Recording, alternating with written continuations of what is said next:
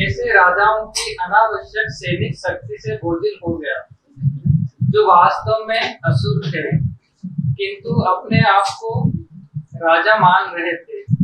तब सारा संसार विशुद्ध हो उठा और पृथ्वी की अधिष्ठात्री देवी, जिसे भूमि कहते हैं, इन आसुरी राजाओं से उत्पन्न अपनी विपदाओं को बताने के लिए ब्रह्मा जी के पास आई और वे आंखों में आंसू भरकर ब्रह्मा के समक्ष प्रकट हुई।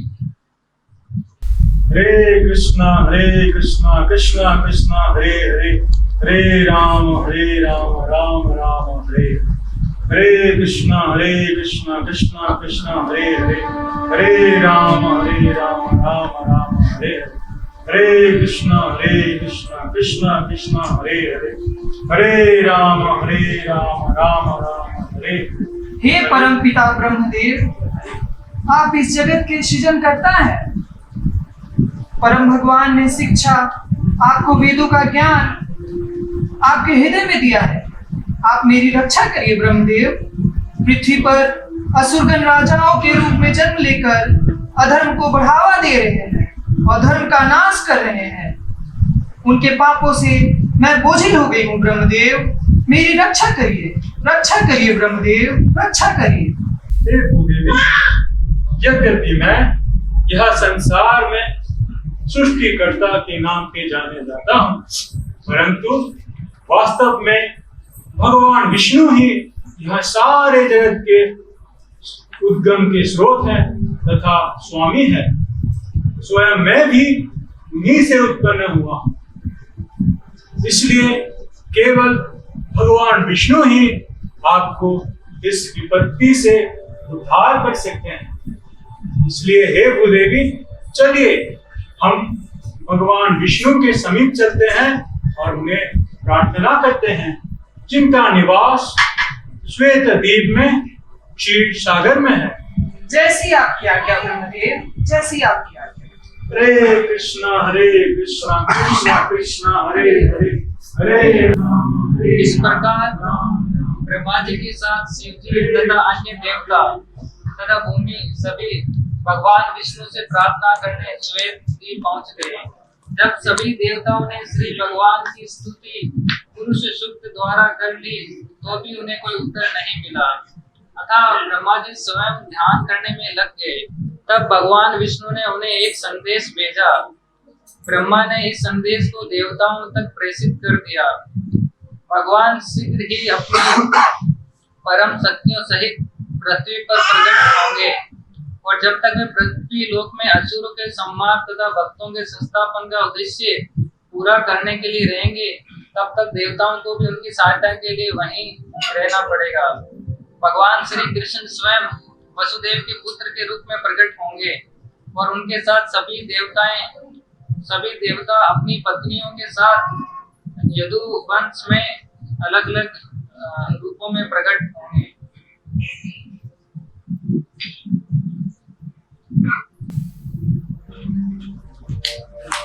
इस प्रकार वसुदेव और देवकी दूल्हा दुल्हन के रूप में रथ पर सवार हो रहे थे। शुभ क्षण को इंगित करने के लिए विभिन्न प्रकार के वाद्य यंत्र बज रहे थे। शंख, बिगुल, ढोल, केतली सब एक साथ संयुक्त रूप से कंपन कर रहे थे। तभी अचानक आकाश से एक चमत्कारी ध्वनि कांपने लगी, जिसने विशेष रूप से कंस को घोषणा की, कंस, तुम कितने मूर्ख हो। तू जिस अपनी बहन और उसके पति का रथ चला रहा है, तू नहीं जानता इसी बहन की आठवीं संतान तुम्हारा काल बनेगी।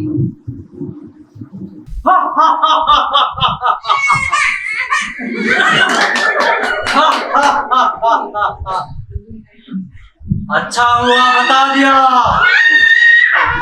अब मैं देवकी के संतान होने पहले ही देवकी का खत्म कर दूंगा। तो क्या करोगे आकाश देव? देवकी, देवकी, तुम्हारा संतान मेरा काल बनेगा।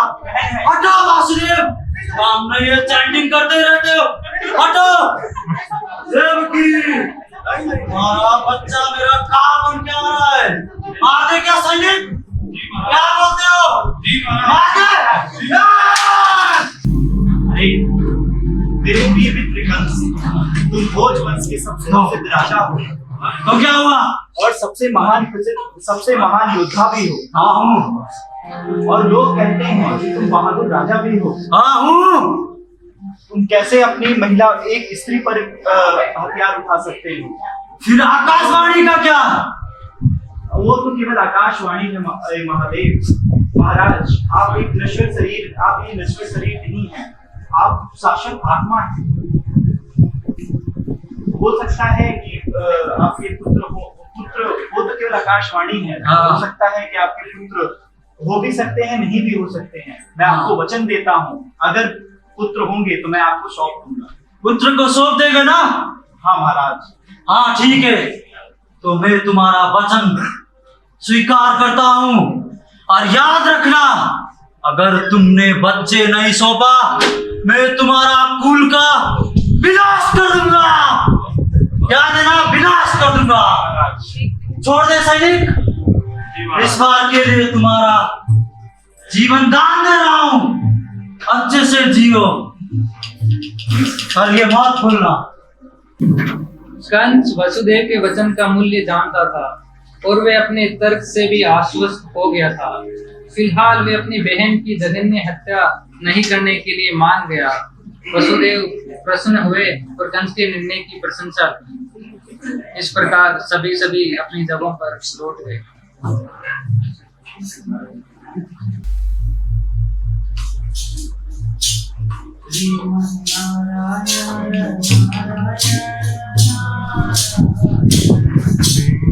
नारायण नारायण। महाराज कंस को नारद का प्रणाम। प्रणाम देवर्षि प्रणाम। बोलिए, मेरे राज्य में क्या खबर लेके आए?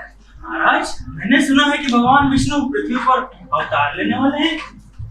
क्या बता रहे हो? समझ में नहीं आ रहा है, अच्छे से बताओ। महाराज, मैंने तो ये भी सुना है कि गोपाल, नंद बाबा, देवकी, वासुदेव, ये सब देवता हैं महाराज, और ये सब भगवान के अवतरित होने की तैयारी कर रहे हैं। क्या तुम उस आकाशवाणी के बारे में बात कर रहे हो क्या? अरे महाराज, आप तो ज्ञानी हैं, बुद्धिमान हैं, शक्तिमान हैं, अंतर्यामी हैं, बहुत बड़े स्वामी हैं। बल्कि मैं तो कहता हूँ कि आप पुरुष ही नहीं हैं। क्या? आप दिखने में ही राक्षस दिखते हैं महाराज, हैं तो आप बड़े ही कोमल हृदय के। मैंने सुना है कि आपने देवकी और वासुदेव की पहली संतान को छोड़ दिया है। क्या बोल रहे हो? हमें डर तो देवकी के 8वां संतान से है ना। जरा ये पुष्प देखिए महाराज। कौन सा पुष्प है? दिखाओ। आप बता सकते हैं कि मैंने कहा पुष्प देखने को बोला है। आप भी आइए। देखो। देखिए महाराज, क्या आप बता सकते हैं कि इसमें पहली पंखुड़ी कौन सी तथा 8वीं पंखुड़ी कौन सी है? विचार कीजिए महाराज, बाकी तो आप स्वयं ही समझदार हैं।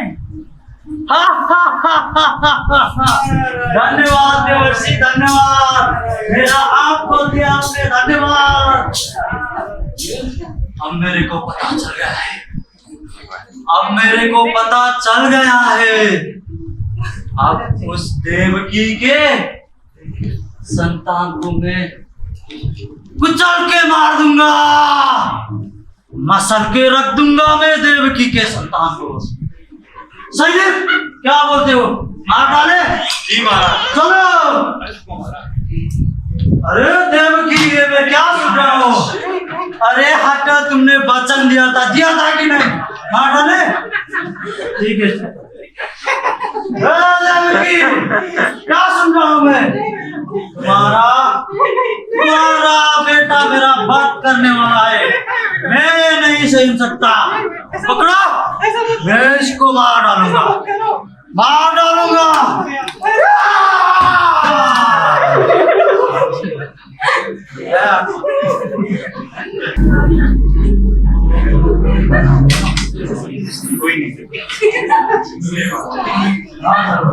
इस प्रकार जेल के भीतर लोहे की जंजीरों में जकड़े हुए वसुदेव और देवकी ने साल दर साल 6 नर बच्चे को जन्म दिया और कंस ने प्रत्येक बच्चे को विष्णु का अवतार समझकर एक के बाद एक उन्हें मार डाला।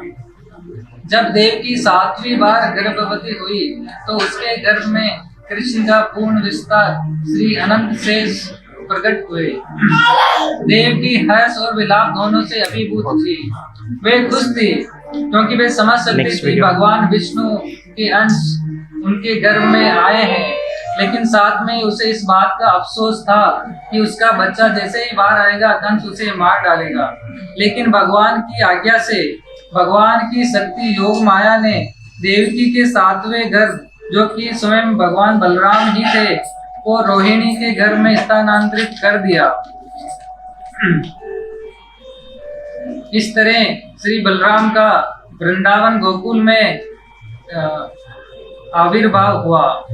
लेकिन एक तरफ वृंदावन में ब्रजवासी बलराम जी के आविर्भाव को बड़े ही धूमधाम से मना रहे थे, लेकिन दूसरी तरफ कंस बहुत ही परेशान था, बहुत ही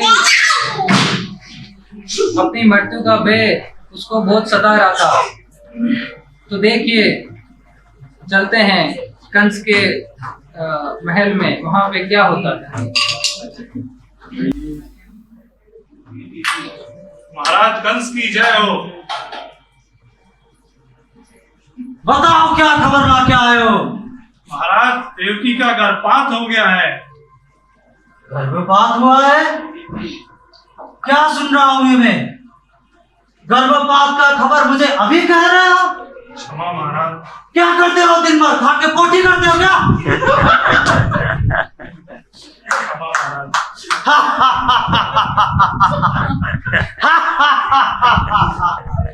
उस विष्णु ने डर के मारे धरती में आया ही नहीं, जन्म ही नहीं लिया। ठीक है, अब मेरे को कम पाप करना पड़ रहा है।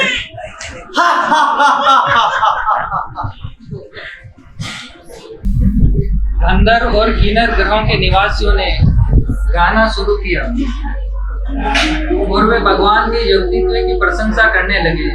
स्वर्ग में देव देवता और उनकी पत्नियां सभी नृत्य करने लगे। महान ऋषि और देवता प्रसन्न होकर फूलों की वर्षा करने लगे। समुद्र के किनारे पर हल्की लहरों का शब्द था और समुद्र के ऊपर आकाश में बादल छा गए थे जो बहुत ही मनभावन गरजने लगे थे। जब चीजों को इस तरह समायोजित किया गया तो भगवान विष्णु, जो हर जीव के हृदय में निवास करते हैं, रात के अंधेरे में देवकी के सामने भगवान के रूप में प्रकट हुए।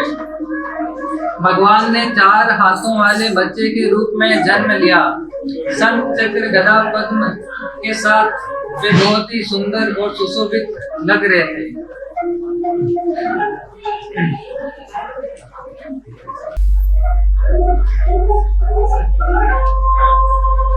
हे भगवान, मैं जानता हूँ कि आप यहाँ पर उस दुष्ट कंस और उसके अनुयायियों का वध करने आए हैं, लेकिन उसने आपके सारे ही बड़े भाइयों को मार दिया है और वो आपके जन्म के समाचार की सूचना जैसे ही पाएगा वो आपको भी मार डालेगा। अपनी सारी शक्तियों से मारने की पूरी कोशिश करेगा।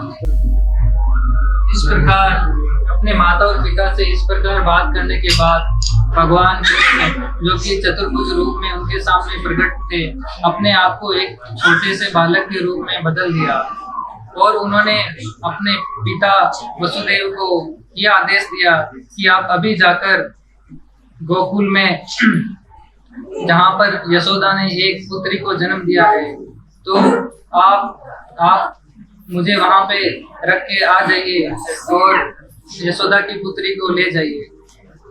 जब वसुदेव कृष्ण को ले जा रहे थे, रात का अंधेरा गायब हो गया। जेल के सारे दरवाजे अपने आप खुल गए। साथ ही वसुदेव ने यमुना के तट पर आके देखा कि यमुना का जल लहरों से गर्जना कर रहा है। लेकिन उग्र रूप में नदी ने वसुदेव को पार करने का मार्ग दिया।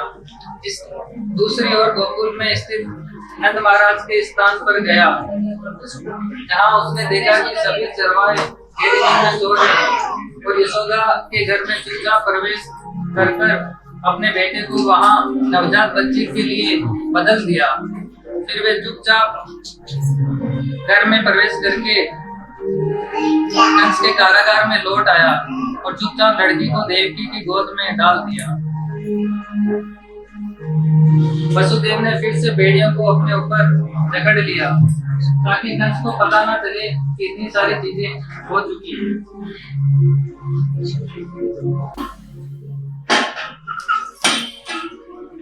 कंस महाराज की जय हो।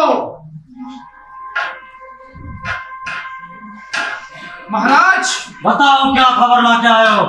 महाराज, देवकी ने एक कन्या को जन्म दिया है महाराज। कन्या का जन्म? जी महाराज। आज तो ठीक है, कन्या ही है। जी आपने सही सुना महाराज। उस मायावी विष्णु का ये कोई चाल है, जरूर ये कोई चाल है, मगर मैं उसकी बेटी को,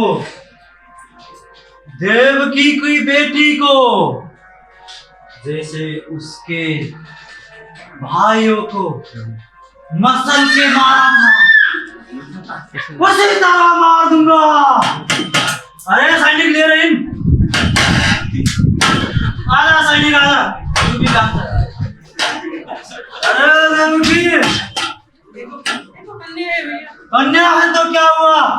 मेरा काल है ना ये, मेरा काल है ना ये, दे दे, ऐसे नहीं छोड़ सकता। क्या खतरा? अरे पकड़ो, अरे पकड़ो।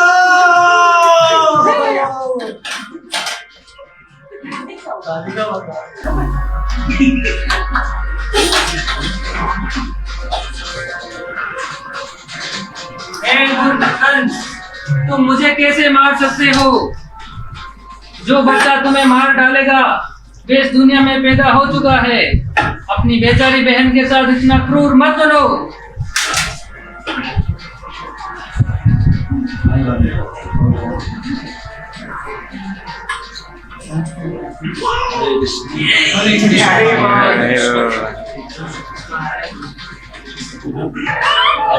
Baik, ada langsung tuh,